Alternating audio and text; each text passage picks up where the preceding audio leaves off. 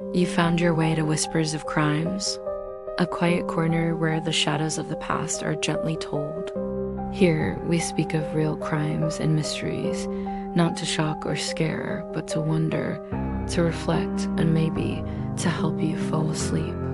So close your eyes, let your thoughts slow down, and come with me into tonight's case.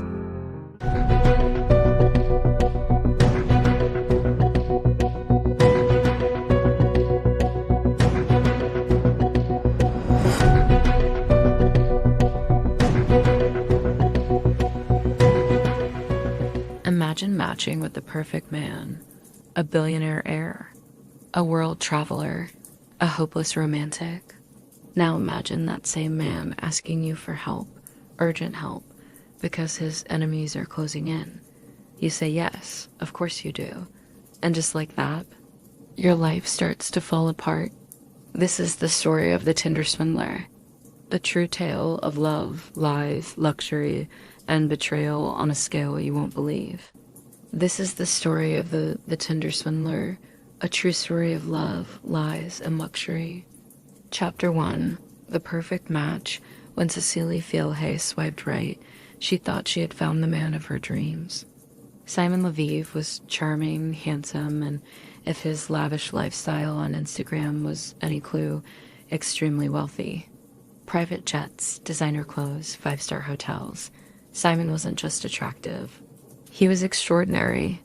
Their first date wasn't a coffee at a corner cafe. It was a trip on a private jet. Simon swept Cecily into a world she had only seen in movies, whisking her away to exotic locations and draping her in luxury. Cecily, who loved fairy tales and romance, thought she was living in one. But behind the tailored suits and sparkling champagne glasses was a man spinning a web of lies. A scheme so elaborate and convincing, even the most skeptical would be fooled. This wasn't love. It was a con. And Simon was about to turn Cecily's dream into a nightmare. Chapter 2. Building the illusion. Simon knew how to make you trust him fast. He introduced Cecily to his so-called bodyguard, Peter, who appeared visibly injured after a supposed attack by enemies. He showed her frantic messages from his security team warning of threats against his life. The narrative was simple. Simon was rich, yes, but also constantly in danger. He created urgency. He created fear. And most importantly, he created dependency.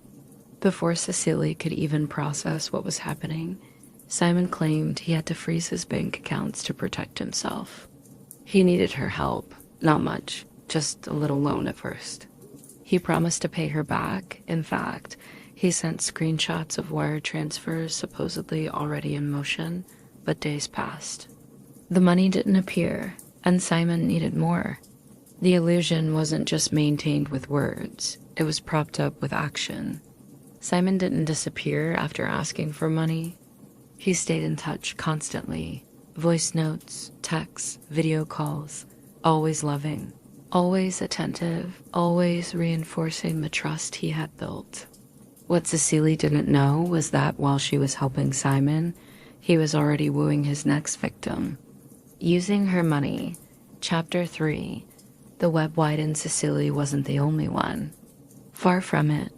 Simon operated like a traveling salesman of dreams, moving from one woman to another, always keeping up appearances, always feeding the illusion of his endless wealth. Pranila Shihol met Simon on Tinder too, and though their relationship became more platonic than romantic, the pattern was chillingly familiar. Glamorous vacations, endless flattery, then the emergency. Simon needed her help. Just a small favor, just a quick loan. He would pay her back immediately, of course. And just like Cecily, Pranila found herself pouring money into a black hole. Meanwhile, Simon was posting photos with other women in other countries, drinking champagne at the clubs, wearing Rolex watches, living large. He financed the next conquest with the last one's cash, a perfect, if deeply sinister, Ponzi scheme of romance. The worst part, each woman felt special. Each woman believed she was the one he trusted. But in reality, they were all just players in Simon's very profitable game. Chapter 4. Cracks in the facade. At first, Cecily blamed herself. Maybe she misunderstood. Maybe the bank messed up.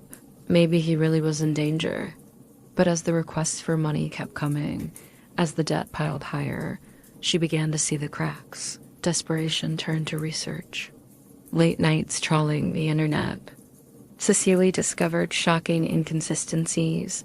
The names Simon used, the companies he claimed to work for, the so-called enemies he was always running from, none of it held up under scrutiny. And then, the horrifying realization. Simon Leviev wasn't his real name. He wasn't a diamondaire.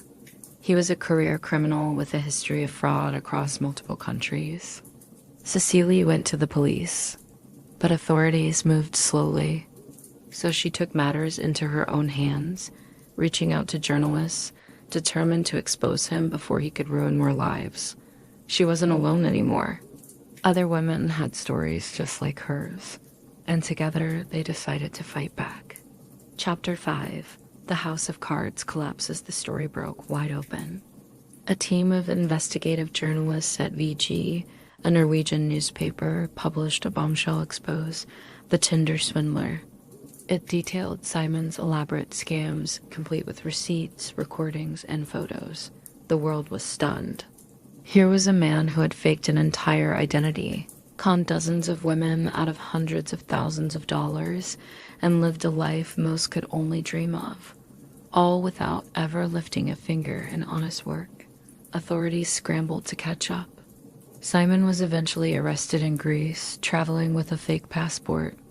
He was extradited to Israel, where he faced charges, but not for the scams detailed by his victims. In the end, he was sentenced to just 15 months in prison for lesser crimes, and served only 5 months. 5 months. Meanwhile, Cecily and the other women he had deceived were left with crushing debts, emotional scars, and a lifetime of questions. Justice, it seemed, had been as elusive as Simon himself. Chapter 6. The Aftermath. Simon walked out of prison a free man and returned almost immediately to social media, flaunting his wealth once again. New ventures, new girlfriends, new flashy photos. The cycle seemed ready to begin all over again. For Cecily, Pernilla, and so many others, recovery was slow and painful. They struggled not only with financial ruin, but with shame, guilt, and the heavy burden of public judgment. How could you fall for that? Some sneered, but hindsight is cruel. In the moment, with hearts involved and expertly crafted lies, the con was almost perfect. In a strange way, Simon's success revealed something deeper, our endless hunger for love, for validation, for the extraordinary. He hadn't just manipulated women, he had manipulated their dreams. And in doing so, he held up a mirror to a modern world where appearances can be bought and sold with frightening ease. Chapter 7. Lessons from a Swindle. The Tinder Swindler saga isn't just a cautionary tale about online dating. It's about trust, about vulnerability, about the human need to believe in magic and how that very need can be weaponized against us. Today, dating apps are filled with polished profiles, staged photos, and curated lives. How do we tell the difference between fantasy and reality? There are no easy answers. But Cecily, Pernilla, and the other women decided they wouldn't be silent. They turned their shame into strength, their heartbreak into activism. They warned others. They demanded better protections. They refused to let Simon's story be the last word. Because in the end, the Tinder Swindler isn't just about one man's crimes. It's about resilience. It's about fighting back. And it's about remembering that no matter how convincing the fairy tale looks, real love, real trust, isn't built on luxury or lies. It's built on truth. That's all for tonight's story. Another thread in the web of true crime, quietly unraveling as the night goes on. If you're still with me, thanks for listening. And if sleep has already taken you, May your dreams be peaceful and your mind at ease. I'll be here next time by the fire with another story waiting to be told.